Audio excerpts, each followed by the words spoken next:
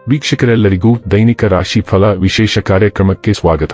ಇವತ್ತಿನ ಈ ವಿಡಿಯೋದಲ್ಲಿ ನಾವು ವರ್ಷ 2023ರ ಡಿಸೆಂಬರ್ ತಿಂಗಳಿನ 26ನೇ ತಾರೀಕಿನ ದಿನ ಮಕರ ರಾಶಿಯ ಫಲಗಳನ್ನು ತಿಳಿದುಕೊಳ್ಳಲಿದ್ದು, ಈ ದಿನ ಮಕರ ರಾಶಿಯ ಜಾತಕದವರ ಪಾಲಿಗೆ ಹೇಗೆ ಸಾಬೀತಾಗಲಿವೆ, ಈ ದಿನ ಗ್ರಹ ನಕ್ಷತ್ರಗಳ ಸ್ಥಿತಿಗತಿಗಳೇನು ಮತ್ತು ಇಲ್ಲಿ ಉಂಟಾಗಲಿರುವ ಯೋಗಗಳ್ಯಾವುವು, ಈ ಯೋಗಗಳ ಪ್ರಭಾವ ನಿಮ್ಮ ಮೇಲೆ ಹೇಗೆ ಕಾಣಿಸಿಕೊಳ್ಳಲಿದೆ, ಜೊತೆಗೆ ಈ ದಿನಗಳಂದು ನೀವು ಹೊಂದಿರಬೇಕಾದ ಎಚ್ಚರಿಕೆ ಏನು ಅನ್ನೋದೆಲ್ಲವನ್ನ ವಿಸ್ತಾರ ರೂಪದಲ್ಲಿ ಇಲ್ಲಿ ತಿಳಿದುಕೊಳ್ಳೋಣ. ಮಾಹಿತಿ ತಿಳಿದುಕೊಳ್ಳುವುದಕ್ಕೂ ಮುನ್ನ ನಮ್ಮ ವಿನಂತಿ ಎಂದರೆ, ನೀವಿನ್ನೂ ನಮ್ಮ ಚಾನೆಲ್ ಸಬ್ಸ್ಕ್ರೈಬ್ ಮಾಡಿಲ್ಲವೆಂದರೆ ದಯವಿಟ್ಟು ಈಗಲೇ ನಮ್ಮ ಚಾನೆಲ್ ಅನ್ನು ಸಬ್ಸ್ಕ್ರೈಬ್ ಮಾಡಿ. ಹಾಗೆ ನಿರಂತರ ವಿಡಿಯೋ ಅಪ್ಡೇಟ್ಸ್ಗಳಿಗಾಗಿ ಪಕ್ಕದ ಬೆಲ್ ಐಕಾನ್ ಕ್ಲಿಕ್ ಮಾಡಿ. ವೀಕ್ಷಕರೇ, ದೈನಿಕ ರಾಶಿ ಫಲಗಳನ್ನು ತಿಳಿದುಕೊಳ್ಳುವುದಕ್ಕೂ ಮುನ್ನ ಈ ದಿನ ಗ್ರಹ ನಕ್ಷತ್ರ ತಿಥಿಗಳ ಮಾಹಿತಿ ಮತ್ತು ಯೋಗಗಳ ಕುರಿತು ನೋಡೋಣ.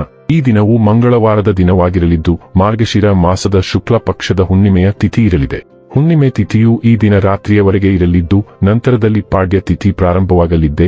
ಜತೆಗೆ ಈ ದಿನ ರಾತ್ರಿಯ 10:21 ಮಾರ್ಗಶಿರ ನಕ್ಷತ್ರದ ಗೋಚರವಿರಲಿದ್ದು, ನಂತರ ಆರಿದ್ರ ನಕ್ಷತ್ರದ ಗೋಚರ ಪ್ರಾರಂಭವಾಗಲಿದ್ದೆ.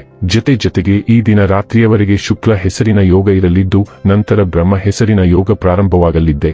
ಇನ್ನು ಚಂದ್ರದೇವನು ಈ ದಿನ ಬೆಳಿಗ್ಗೆ 9:57 ವೃಷಭ ರಾಶಿಯಲ್ಲಿ, ನಂತರದಲ್ಲಿ ಮಿಥುನ ರಾಶಿಯಲ್ಲಿ ಗೋಚರಿಸಲಿದ್ದೆ. ಅದೇ ಸೂರ್ಯದೇವನು ಈ ದಿನ ಧನುರಾಶಿಯಲ್ಲಿ ಗೋಚರಿಸಲಿದ್ದಾನೆ. ಇನ್ನು ಈ ದಿನದಂದು ಅಭಿಜಿತ ಮುಹೂರ್ತವು ಬೆಳಿಗ್ಗೆ 11:57 ಇಂದ ಮಧ್ಯಾಹ್ನದ 12:43 ಇರಲಿದೆ.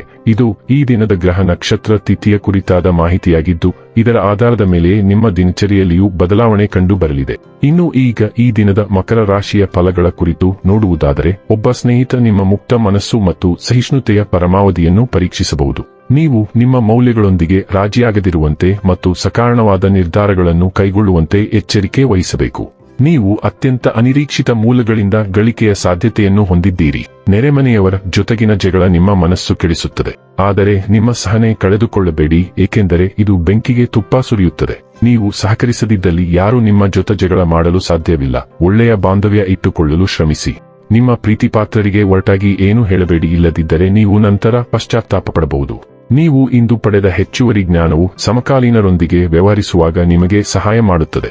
ಈ ರಾಶಿಚಕ್ರದ ಜನರಿಗೆ ಇಂದು ತಮ್ಮನ್ನು ತಾವೇ ಅರ್ಥ ಮಾಡಿಕೊಳ್ಳುವ ಅಗತ್ಯವಿದೆ. ನೀವು ಪ್ರಪಂಚದ ಗುಂಪಿನಲ್ಲಿ ಎಲ್ಲೋ ಕಳೆದು ಹೋಗಿದ್ದೀರಿ ಎಂದು ನೀವು ಭಾವಿಸಿದರೆ, ನಿಮಗಾಗಿ ಸಮಯವನ್ನು ತೆಗೆದುಕೊಳ್ಳಿ ಮತ್ತು ನಿಮ್ಮ ವ್ಯಕ್ತಿತ್ವವನ್ನು ನಿರ್ಣಯಿಸಿ. ನಿಮ್ಮ ಸಂಗಾತಿ ನೀವು ಹೊಂದಿರುವ ಅಷ್ಟೇನೂ ಸಾಮರಸ್ಯವಿರದ ವೈವಾಹಿಕ ಜೀವನದ ಬಗ್ಗೆ ನಿಮ್ಮ ಜೊತೆ ಜಗಳವಾಡಬಹುದು.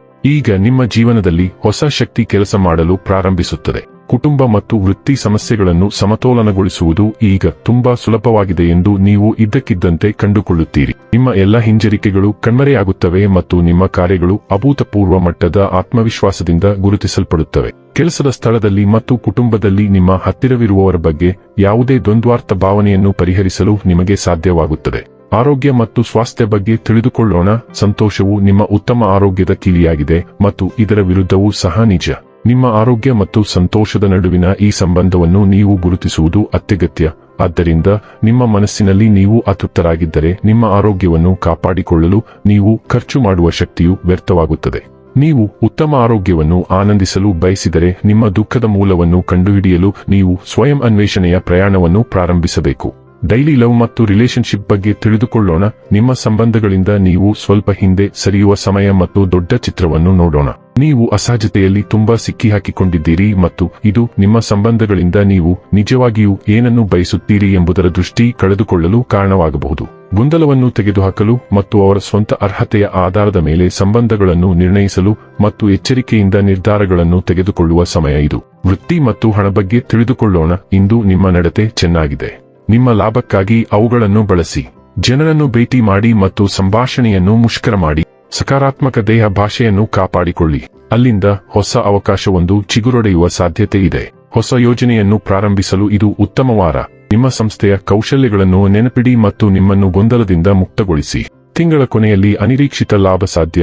ಇನ್ನು ಕೊನೆಯದಾಗಿ ಈ ದಿನ ಮಾಡಿಕೊಳ್ಳಬೇಕಾದ ಉಪಾಯಗಳ ಕುರಿತು ನೋಡುವುದಾದರೆ, ನಪುಂಸಕರಿಗೆ ಹಸಿರು ಉಡುಗೆ ವಸ್ತು ಅಥವಾ ಬಟ್ಟೆ ಮತ್ತು ಬಳೆಗಳನ್ನು ದಾನ ಮಾಡುವುದರಿಂದ ಸಮತೋಲಿತ ಆರೋಗ್ಯಕರ ಜೀವನವನ್ನು ಕಾಪಾಡಿಕೊಳ್ಳಬಹುದು.